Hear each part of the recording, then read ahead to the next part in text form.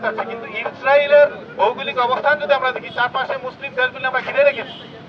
আমরা যদি পদযাত্রা করি তারা পায়ে পিষ্ট হয়ে মারা যাবে, তাদের অস্তিত্ব থাকবে না, কিন্তু আমরা সেটা পাচ্ছি না।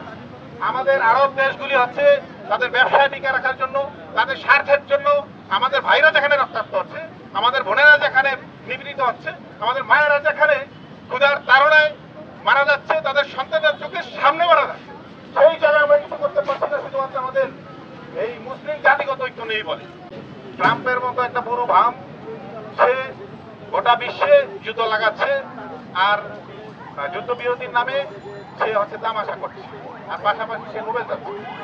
এতে হাস্যকর আসলে কিছু হতে পারে না। এখন দুইটা বিষয়, আমাদের একজন সম্মানিত অধিকার কর্মী শহীদুল আলম, উনি এই ইসরায়েলি দখলদার বাহিনীর হাতে আটক হয়েছে। আমরা যখন আজকের এই প্রোগ্রামটা প্রকাশ করি বা প্রচার করি, তখন অনেকেই আমাদের সাথে দ্বিমত পোষণ করেছেন এবং শহীদুল আলম সাহেবকে নিয়ে কটূক্তি করেছেন। কিন্তু আমার প্রশ্ন হলো, যদি শহীদুল আলম খান নিয়ে আপনাদের আপত্তি থাকে, আপনারা যারা কথা বলছেন, আপনারা যারা জিহাদের কথা বলছেন, যারা মঞ্চে দাঁড়িয়ে ওয়াজের মঞ্চে দাঁড়িয়ে জিহাদ করার জন্য ঝাঁপিয়ে পড়ছেন, আপনারা কেন এই ফিলিস্তিনের পক্ষে দাঁড়ালেন না? ওই জাহাজের জন্য আপনাদের আমরা পাইনি। আপনারা যখন সমালোচনা করছেন, আমরা আশা করেছিলাম আপনাদের মতো যারা ইসলামকে ধারণ করেন বলে মনে করেন, আপনারা দাবি করেন, আমরা চেয়েছিলাম ওই জাহাজে আপনারা থাকার কথা, শহীদুল আলম খান থাকার কথা ছিল না। আমরা দেখেছি, আমি একটা বিষয় বলতে চাই, ফিলিস্তিনের স্বাধীনতা আমরা চাচ্ছি, ইসরায়েলকে আমরা নির্মূল করতে চাচ্ছি। যতদিন না পর্যন্ত আমাদের মুসলিম জাতিগত ঐক্য তৈরি না হবে, ততদিন পর্যন্ত আমাদের এই আবেগ, আমাদের এই হাহাকার শুধুমাত্র হচ্ছে বাতাসে প্রতিধ্বনিত হবে, একদম কার্যকর কোনো কিছু তৈরি হবে বলে আমরা মনে করছি না। এখন যেই আমরা দেখি 2 দিন পর পর যুদ্ধবিরতির মধ্যে একটা তামাশা করে, যুদ্ধবিরতির মধ্যে, রোজার মধ্যে, সেহরির সময়, এমনকি ইফতারের সময় আমাদের মুসলমান ভাইদেরকে হত্যা করা হয়।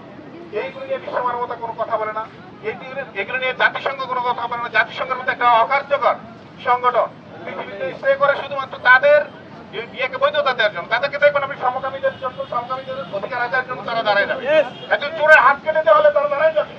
কিন্তু মুসলমানদের উপর যখন মানুষের উপর নিপীড়ন করা হয়, অত্যাচার করা হয়, তাদেরকে খুঁজে পাওয়া যায়।